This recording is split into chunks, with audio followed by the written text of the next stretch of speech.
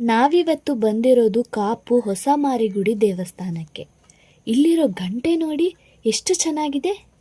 Welcome to ಕರಾವಳಿ ಕಣ್ಮಣಿ YouTube channel.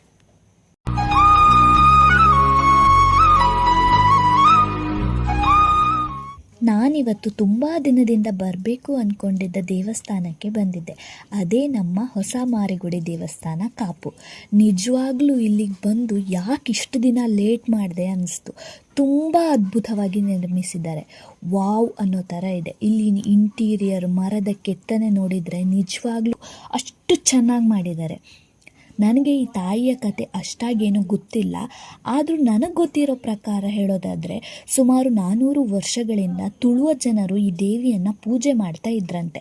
ಹಿಂದೆ ರಾಜರುಗಳು ಯುದ್ಧಕ್ಕೆ ತೆರಳುವಾಗ ಈ ದೇವಿಯನ್ನು ಆರಾಧಿಸಿ ಹೋಗ್ತಾ ಇದ್ರಂತೆ. ಅಂದರೆ ಮಾರಿ ಅಂದರೆ ಹಠ, ಸಿಟ್ಟು ಸ್ವರೂಪವಾಗಿರುವ ಈ ದೇವಿಯನ್ನು ಪೂಜೆ ಮಾಡಿ ಹೋದರೆ ಯುದ್ಧದಲ್ಲಿ ಗೆಲ್ತಾರೆ ಅನ್ನೋ ನಂಬಿಕೆ ಕೂಡ ಇತ್ತು.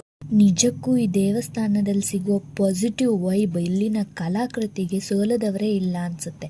ಸಾವಿರಾರು ಭಕ್ತರುಗಳನ್ನು ಹೊಂದಿದ್ದ ಅಮ್ಮನವರನ್ನು ನೋಡಲಿಕ್ಕೆ 2 ಕಣ್ಣು ಕೂಡ ಸಾಲಲ್ಲ.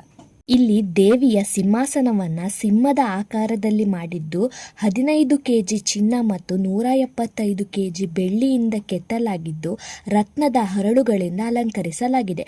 ಸುಮಾರು 15 ಕೋಟಿ ರೂಪಾಯಿ ಮೌಲ್ಯದ ವೈಭೋಗದಲ್ಲಿ ದೇವಿಯನ್ನು ನಾವು ನೋಡ್ಬೋದು. ಹಾಗೆ ಇಲ್ಲಿರುವ ಗಂಟೆ ಬಗ್ಗೆ ಹೇಳಲೇಬೇಕು. ಈ ಗಂಟೆ ತುಂಬ ವಿಶೇಷವಾಗಿದ್ದು ಭಾರತದಲ್ಲಿ 2ನೇ ಹಾಗೂ ಕರ್ನಾಟಕದಲ್ಲಿ ಮೊದಲ ದೊಡ್ಡ ಗಂಟೆ ಎಂದು ಪರಿಗಣಿಸಲಾಗಿದೆ. ಇದು ಅಂದಾಜು 1500 kg ಇದೆ. ಇಲ್ಲಿ ದೇವಿಯ ವೈಭೋಗವನ್ನು ಕಣ್ತುಂಬಿಕೊಂಡು ದೇವಿಯ ಆಶೀರ್ವಾದವನ್ನು ಪಡೆದುಕೊಂಡು ನಾನು ಹೋಗಿದ್ದು ಅಮ್ಮನವರ ಭೋಜನ ಶಾಲೆಗೆ. ಅಮ್ಮನವರ ಅನ್ನಪ್ರಸಾದವನ್ನು ಸ್ವೀಕರಿಸುತ್ತಾ ನನ್ನ ಕಣ್ಣಿಗೆ ಬಿದ್ದಿದ್ದು ಈ ಸಾಲುಗಳು. ಅನ್ನದ ಮುಂದೆ ಮತ್ತು ಅಮ್ಮನ ಮುಂದೆ ಎಂದಿಗೂ ಅಹಂಕಾರ ಪಡಬೇಡ. ಎಷ್ಟು ಸತ್ಯ ಅಲ್ವಾ? ಖಂಡಿತವಾಗಿಯೂ ಈ ದೇವಸ್ಥಾನಕ್ಕೆ ನೀವು ಬರಲೇಬೇಕು. ಇದು ಉಡುಪಿಯಿಂದ ಸುಮಾರು 13 ಕಿಲೋಮೀಟರ್ ದೂರದಲ್ಲಿದ್ದು ಒಮ್ಮೆ ಬಂದು ಮಾರಿಗುಡಿ ಅಮ್ಮನವರ ಆಶೀರ್ವಾದಕ್ಕೆ ನೀವು ಪಾತ್ರರಾಗಲೇಬೇಕು. ಈ ವಿಡಿಯೋ ನಿಮ್ಮೆಲ್ಲರಿಗೂ ಇಷ್ಟ ಆಗಿದೆ ಅಂತ ಭಾವಿಸ್ತಾ ಮತ್ತೆ ಮುಂದಿನ ವಿಡಿಯೋದಲ್ಲಿ ಸಿಗ್ತೀನಿ. ಸಬ್ಸ್ಕ್ರೈಬ್ ಟು ಕರಾವಳಿ ಕಣ್ಮಣಿ ಯೂಟ್ಯೂಬ್ ಚಾನಲ್.